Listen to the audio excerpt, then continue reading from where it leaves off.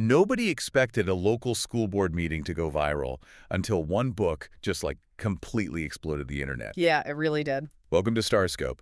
Join Jordan and Jamie as they uncover celebrity scandals, Hollywood controversies, influencer drama, viral internet chaos, and the stories hiding behind the spotlight.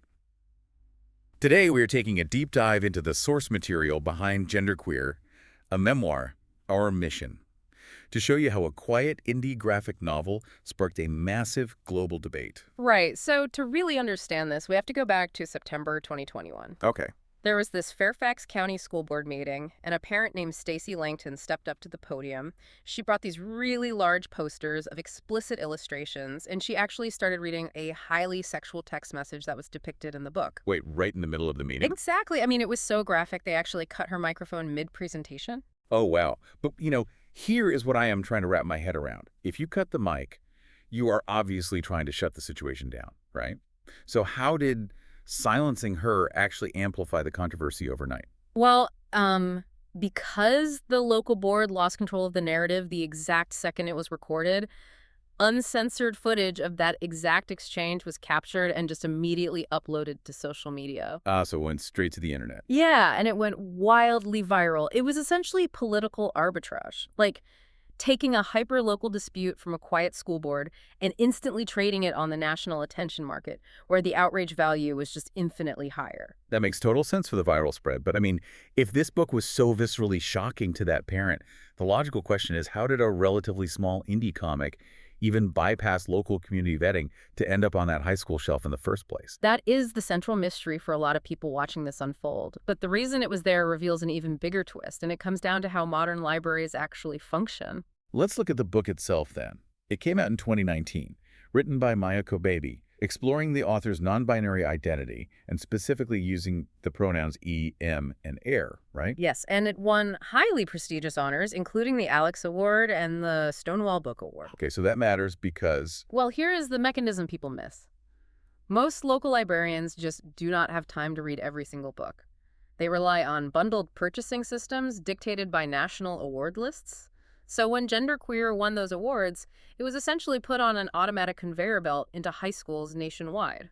I am struggling to square the two realities we are seeing in the sources, though. How so? Well, on one hand, you have groups like Moms for Liberty looking at a stylized scene based on ancient Greek pottery, and another depicting strap-on use, and they're calling it literal pornographic grooming. Right. Critics see explicit illustrations accessible to minors and view it as a direct threat to childhood innocence. Yeah, but on the other hand, the ACLU and the Australian Classification Board are calling it non-gratuitous vital LGBTQ+ representation.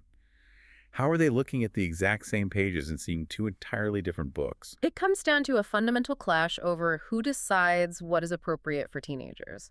Defenders view the highly stylized art as a necessary, honest reflection of a specific lived experience, and that ideological clash did not stay local. No kidding. Yeah, the outrage didn't stay local. What happened next literally defunded a town. Wait, defunded a town? Are you serious? I am. In Jamestown, Michigan, residents actually voted to defund their own public library system simply because librarians refused to remove Genderqueer from the shelves. That is the ultimate paradox of book banning in the digital age. By voting to defund their local library to suppress one book, the town accidentally created a massive global marketing campaign. It got so big that legendary romance author Nora Roberts stepped in and donated $50,000 just to keep the library's doors open. No way. Yes. The controversy was completely weaponized politically on a global scale. In the U.S., it featured heavily in the Virginia gubernatorial election. Up in Canada, Alberta began drafting new school library restrictions, specifically referencing books like this. And in Poland, a presidential candidate even shredded the book's cover on the campaign trail. The irony is staggering. The massive coordinated push to ban this memoir gave it a Guinness World Record for the most banned book of the year. And the mechanism of that outrage caused its sales to absolutely skyrocket. It really makes you consider how a local library dispute in the digital age instantly becomes international political ammunition. It really does. And it raises a massive question for you, the listener, when you look at the historical context. Back in the 1950s, the Comics Code Authority acted as a strict industry censor that outright banned any LGBTQ+ themes from comics. And that ban lasted all the way until 1989. Wow. That is a long time. So considering that, is the genderqueer debate actually a new phenomenon? Or is it just history repeating itself, but this time on a viral scale? That is a brilliant question to leave you to mull over. Stay tuned, because this story gets even crazier. And subscribe for more Hollywood chaos and viral celebrity stories.